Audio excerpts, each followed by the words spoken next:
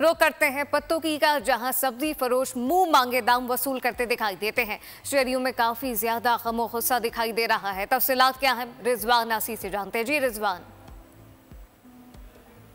जी बिल्कुल, मैं इस वक्त पत्तों की कायद-ए-आज़म रोड पर वाक़या ग्रीन वेजिटेबल मंडी में मौजूद हूँ। रमज़ानुल मुबारक का मुक़द्दस महीना शुरू होते ही इंतज़ामिया की मिली भगत से आड़तियों के साथ साथ सब्ज़ी फरोश जो हैं वो मुंह मांगे दामन जो हैं वो वसूल कर रहे हैं। तमाम अशिया जिसमें सब्ज़ियाँ, फल, गोश्त जो हैं वो आसमान से बातें कर रहे हैं, कोई पूछने वाला नहीं है। रमज़ानुल मुबारक के मुक़द्दस महीने के 15 दिन पहले आलू 30 रुपये फ़रोख्त हो रहा था और आज आलू की कीमत जो है वो मंडी में 80 रुपये से लेकर 100 रुपये तक मौजूद है।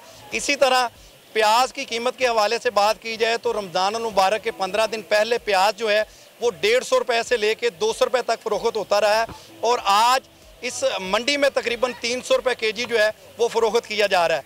इंतज़ामिया की जानब से यहाँ पर किसी किस्म की कोई कार्रवाई नहीं की जा रही और ना ही यहाँ पर कोई प्राइस कंट्रोल मजिस्ट्रेट तैनात किया जो शहरियों को रिलीफ दे सके। जब हमारी शहरियों से बात हुई तो शहरियों का कहना है कि वज़ीर आला पंजाब, DC कसूर और कमिश्नर लाहौर से हम मुतालबा करते हैं कि पत्तों की तहसील इंतज़ामिया के ख़िलाफ़ सख्त से सख्त एक्शन ले और ताकि जिससे शहरियों को बेहतर कोई रिलीफ मिल सके। जी सब्सक्राइब करें और बेल दबाएं ताकि कोई खबर रह न जाए।